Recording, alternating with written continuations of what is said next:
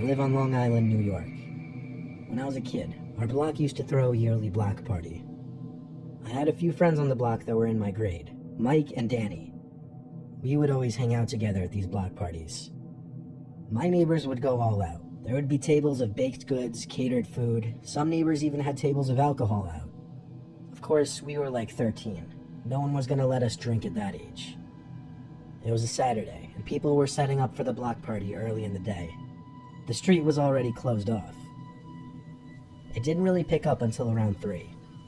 The 3 of us invited some other friends to come, and most of the day we were just messing around on the blow-up attractions or just eating people's baked goods. Eventually, some of our other friends left, and it got dark, but the party wouldn't end until late at night. Danny and I started joking about how I could beat him at MLB, and while Mike and one of our other friends named Steve were somewhere else on the block, Danny and I decided to take a break from the block party and play each other in MLB. About an hour later, we went back outside to look for Mike and Steve.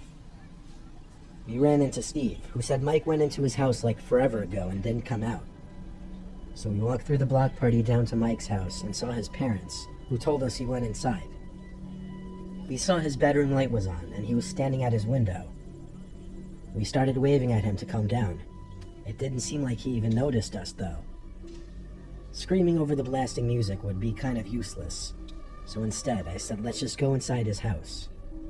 We walked over to the stoop and tried the door, but it was locked. So we went around back to try the back door. This one was actually unlocked, so we let ourselves in to find Mike and tell him to come back outside.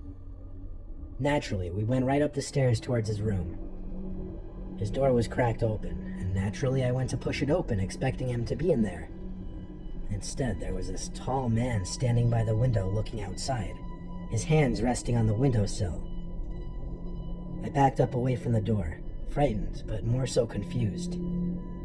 I knew Mike's family, and I had no idea who this guy was. I backed away from the door and signaled for the other 2 to be quiet. I told them to go downstairs in as quiet a voice as I could. We didn't know if that was one of Mike's relatives or not, but either way, it was rude of us to barge into Mike's house like that, and we didn't want any relatives we didn't know to catch us. We left and went outside back to Mike's parents to ask who the man inside at the window was. They looked up at the window of their son's bedroom, and Mike's mom let out a short scream, followed by his dad running towards the house to unlock the front door.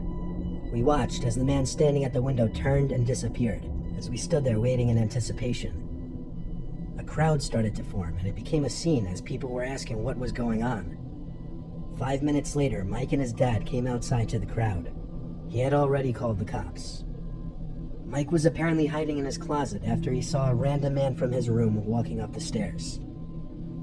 The block party was shut down early, and the cops pulled up briefly. They searched the house with Mike's dad, but couldn't find a man anywhere. I remember going home that night scared shitless, and I could only imagine at the time how scared Mike must have been.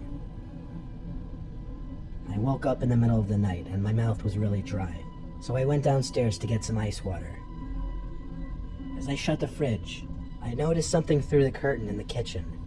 There's a light on the side of the house above the kitchen window that stays on all night, and it was exposing some shadow that wasn't usually there, shaped like a person. I knew better than to lift that curtain.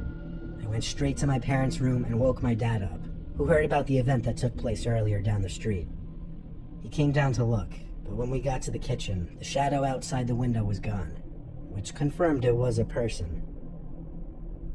My dad went outside to run around the property real quick, finding no one. I don't know if he fully took me seriously and believed I saw a shadow, because for some reason he didn't want to call the cops. I like to think I'm pretty sure that was the same man outside the window that night. What were the chances there could be such a coincidence that same night? I slept with one eye open that night.